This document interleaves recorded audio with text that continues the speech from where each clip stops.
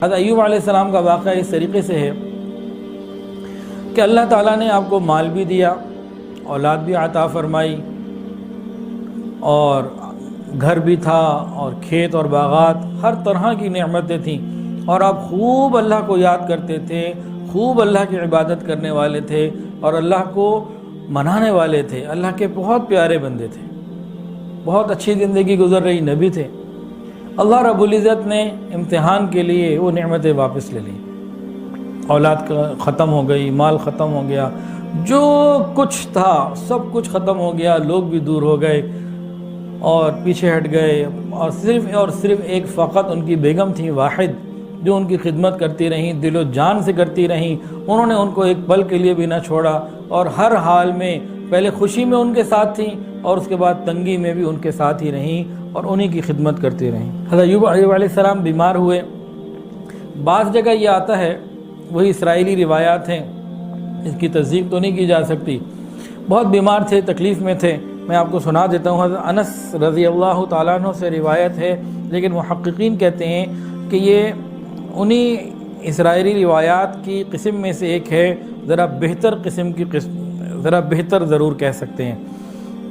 کہ ان کے دو عزیز ان سے کبھی کبھی جو ہے نا ملاقات کے لیے آتے رہتے، ان میں سے کسی ایک نے کہہ دیا کہ ایوب سے تو کوئی بڑا گناہ ہوا ہے، اور ورنہ اللہ ان پر مہربان ہو جاتا اور ان کو شفا مل جاتی۔ تو دوسرے نے حضرت ایوب علیہ السلام سے یہ بات کہہ دی کہ بھی فلاں بندہ تو یوں کہتا ہے۔ حضرت ایوب علیہ السلام یہ بات سن کر بہت ہی بے چین اور مضطرب ہو گئے، اور اللہ تعالیٰ کی بارگاہ میں دعا کی، اور ان کی اہلیہ ان کو لے کے وہاں تک آئیں جہاں وہ جانا چاہتے تھے۔ بہرحال وہاں انہوں نے جب اللہ تعالیٰ سے دعا کی، اللہ نے فرمایا ارکض برجلک، انہوں نے زمین پہ پاؤں مارا حکم ربی کے ساتھ، وہاں سے پانی نکل آیا، اس میں انہوں نے غسل کیا، ہر قسم کی ان کی جو بیماری تھی، تکلیف تھی، ہر طرح کی، وہ بالکل دور ہو گئی۔ اور اس واقعے میں یہ بھی لکھا ہے کہ جب وہ نہا کے بالکل صحت مند ہو گئے تو بالکل چاقو چوبند تھے، اور اسی طرح خوبصورت رعنائی اور ساری چیزیں واپس آ گئیں۔ بیگم انتظار میں تھی کہ اب یہ آتے ہیں تو میں ملتی ہوں۔ جب بیگم آئی تو دیکھا کہ بالکل صحت مند نوجوان، صحت مند کوئی صاحب کھڑے، ان سے پوچھا بھئی میرے شوہر ایوب کدھر؟ بھئی تو ایوب۔ پھر اللہ کی رحمت کا ذکر کیا اور اس واقعے کا ذکر کیا کہ کس طریقے سے اللہ تعالیٰ نے صحت عطا فرمائی۔ ان کی بیوی کا جو کوڑے مارنے کا واقعہ ہے وہ کیا ہے؟ قرآن مجید میں تو تفصیلات موجود نہیں ہیں، بعض کتابوں میں جو روایات ملتی ہیں تو ان میں یہ بات موجود ہے کہ ان سے ایک ایسی غلطی ہوئی تھی جس سے حضرت ایوب علیہ السلام کو غصہ آیا، ناراض ہوئے، اور فرمایا کہ میں تجھے 100 کوڑے ماروں گا، 100 کوڑے تجھے ماروں گا، تجھے سزا تجھے یہ دینی ہے، یہ انہوں نے اور قسم بھی کھا لی۔ اور کتابوں میں تفصیلات ہیں، وہ یہ لکھی ہیں کہ آپ بیمار تھے اور وہ آپ کی خدمت کیا کرتی تھیں، تو ایک دن ایک حکیم کے روپ میں شیطان ان کو ملا، کہا کہ ٹھیک ہے میں علاج کر دوں گا، وہ ٹھیک ہو جائیں گے، اور ان سے کہہ دینا کہ بھئی اس حکیم نے مجھے شفا دی ہے، اس کی دوائی سے مجھے شفا مل گئی۔ وہ ایسا جملہ جو اللہ تعالیٰ کی نسبت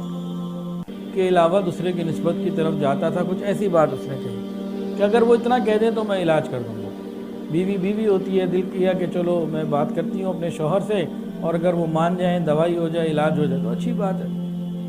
اب انہوں نے جا کے حضرت ایوب علیہ السلام سے ذکر کیا۔ حضرت ایوب علیہ السلام باوجود یہ کہ بیمار تھے، غصے میں آ کے فرمانے لگے کہ تو نے اس کو منع کیوں نہیں کر دیا اسی وقت، کہ ایسا کیسے ہو سکتا ہے کہ میں کوئی بھی نسبت کسی غیر کی طرف کروں، یقیناً وہ شیطان نہیں ہوگا۔ اور پھر کہا کہ جب اللہ مجھے شفا عطا کرے گا میں 100 کوڑے ماروں گا۔ اب شفا ہو گئی، سب کچھ مل گیا، جو کچھ آپ کو پہلے اللہ نے دیا تھا وہ سب کچھ مل گیا، اس سے زیادہ بھی مل گیا۔ یہ قرآن کے اندر آتا ہے وَوَهَبْنَا لَهُ أَهْلَهُ وَمِثْلَهُم مَّعَهُمْ رَحْمَةً مِّنْ عِندِنَا، کہ جتنا مال، اسباب، غلام، اولاد، جتنی چیزیں، مویشی، کھیت، باغات، جو کچھ پہلے تھا اللہ نے وہ بھی دیا، اور اس کے علاوہ اتنا اور بھی دے دیا، پہلے سے ڈبل عطا فرما دیا۔ اب یہ ساری چیزیں مل گئی، زندگی پھر آسودہ ہو گئی۔ اب ان کو اپنی قسم کا خیال آیا کہ بھئی میں نے تو قسم کھائی تھی بیوی کو کوڑے مارنے، اب ساتھ ہی ساتھ دل میں پریشانی بھی آ رہی ہے کہ بھئی پوری بیماری میں اس نے دن رات خدمت کی، کوئی اس کی اور غلطی نہیں، کوئی ایسی بات نہیں، اتنی خدمت اور بے حساب خدمت، اب میں اس کو سزا بھی دوں تو اچھا نہیں لگ رہا، اور قسم بھی کھائی ہوئی ہے کہ سزا دینی بھی ہے اور سزا دینا اچھا بھی نہیں لگ رہا۔ اب اس کشمکش میں تھے تو اللہ رب العزت نے ایک آسانی کا معاملہ عطا فرمایا، ان کو کہا کہ آپ 100 تنکے اور 100 چھوٹی لکڑیاں جمع کر لیں، باریک تنکے وغیرہ، اور ان کو ایک مٹھی بنا لیں، ایک ہی وقت میں 100 کو ان کو مار دیں، تو آپ کی قسم بھی پوری ہو جائے گی اور وہ معاملہ بھی پورا ہو جائے گا کہ آپ انہیں تکلیف نہیں دینا چاہتے۔ حضرت ایوب علیہ السلام کو جب یہ بات ملی بہت خوش ہوئے، انہوں نے ان 100 تنکوں کو جمع کر کے وہ مار دیا، معاملہ حل ہو گیا۔ حضرت تھانوی رحمۃ اللہ علیہ نے یہاں ایک عجیب نکتہ لکھا ہے، حضرت مولانا اشرف علی تھانوی رحمۃ اللہ علیہ فرماتے ہیں کہ قیامت کے دن اللہ رب العزت نے جس کو بخشنا ہوگا اس کے لیے ایسا ہی کوئی سبب بنا دیں گے، بہت آسانی کے ساتھ ساری باتوں کو چھوڑ کر ذرا سی بات کے اوپر کوئی وجہ بنا کے جنت عطا کر دیں۔ حضرت ایوب علیہ السلام کے قصے کے اندر بہت ساری چیزیں سمجھنے کی ہیں۔ اللہ نے جو بیان فرمایا ہے کہ اللہ کے پیارے بندے تھے، جتنی بھی تکلیفیں ان کو رہیں اور جتنی بھی بیماریاں آئیں، پورے پیریڈ میں ایک لمحے کے لیے بھی ایک لفظ زبان سے شکایت کا نہیں نکلا، اللہ تعالیٰ کی ناشکری کا کوئی لفظ نہیں نکلا۔ اس کی وجہ سے اللہ رب العزت نے ان کو انعام عطا فرمایا۔ کیا فرمایا؟ غور کیجئے، اللہ فرماتے ہیں انا وجدناہ صابرا، اور ہم نے ان کو صبر کرنے والا پایا۔ نعم العبد، میرا پیارا بندہ، انہ اواب، وہ میری طرف رجوع کرنے والا تھا۔ وہ جو تکلیف آئے، اللہ کی قدردانی کو تو دیکھیے، قدردانی کیا ہے کہ جو کچھ دیا تھا پہلے وہ واپس لے لیا، اور جب دوبارہ عطا کیا آزمائش کے بعد تو پہلے سے زیادہ دے دیا۔ یہ اللہ کی قدردانی ہے۔ قرآن مجید کے اندر بھی تو یہ آتا ہے نا کہ ہر تنگی کے بعد آسانی، ہر تنگی کے بعد آسانی۔ جب کوئی تنگی آتی ہے تو اس کے بعد آسانیاں بھی ڈبل آتی ہیں۔ آج یہ کرونا اور یہ لاک ڈاؤن اور یہ مسائل اور پریشانیاں ہیں، انشاءاللہ یہ دور ہوں گی اور دوبارہ سے امن اور سکون کا ماحول آئے گا، اور اللہ پہلے سے زیادہ ایمان والوں کو، صبر کرنے والوں کو نعمت عطا فرمائے۔ اور یہ پریشانیاں انبیاء کو آتی ہیں۔ اچھا، یہاں سے ایک بات سمجھنے والی اور بھی ہے، کسی کو کوئی بیماری، پریشانی ہے، تکلیف آ جائے اور وہ دور نہ ہو رہی ہے اور وہ پریشانی میں ہو، تو کئی دفعہ ہم لوگ یہ سنتے ہیں یا کہہ بھی دیتے ہیں کہ بھائی پتہ نہیں کون سا گناہ ہم سے ہو گیا۔ تو پریشانی اور یہ غم یا بیماری کے لیے گناہ کا ہونا کوئی ضروری نہیں ہوتا۔ بعض مرتبہ درجات کی بلندی کے لیے، ایمان کے امتحان کے لیے اللہ آزما لیتے ہیں کہ ذرا دیکھو تو صحیح، احسب الناس ان یترکوا ان یقولوا آمنا وهم لا یفتنون، یہ کہتے ہیں ہم ایمان لیا، کیا یہ آزمائے نہیں جائیں گے؟ ضرور آزمائے جائیں گے۔ انبیاء کے اوپر آزمائش آتی ہے۔ حدیث کے اندر آتا ہے کہ تکلیفوں میں، مصائب میں سب سے زیادہ سخت امتحان انبیاء علیہ السلام کا ہوتا ہے، ان کے بعد صلحاء کا نمبر ہے، اور پھر جس کا دین جتنا زیادہ مضبوط ہوتا ہے اتنی ہی اس کے اوپر آزمائشیں آیا کرتی ہیں۔ تو آزمائشوں کا آنا یہ فقط گناہ کی وجہ سے نہیں ہوتا، یہ ایمان کی کسوٹی کو بھی اللہ دیکھنا چاہتے ہیں۔ دیکھیں، ہم اگر 200 روپے کا گھڑا خریدے نا اور ٹھوک بجا کے دیکھتے ہیں کچا ہے کہ پکا،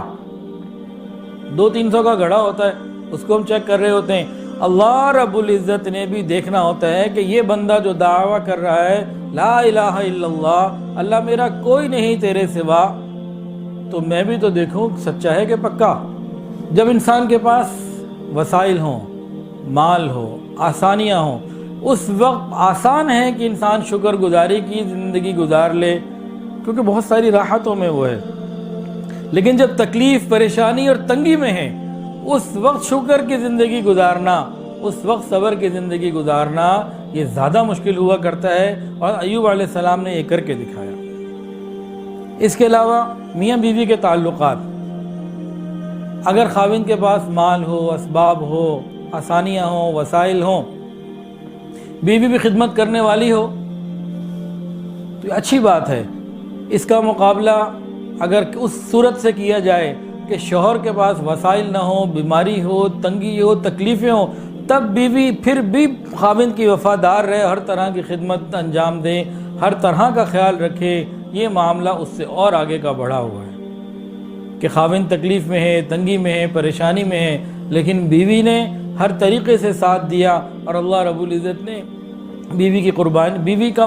مقام بھی اپنے ہاں بتا دیا کہ جن کے لیے اللہ نے فیصلہ فرمایا کہ بھئی 100 کوڑے نہ مارو، ایسا معاملہ کر لو۔ اور جہاں تک بات ہے شیطان کی،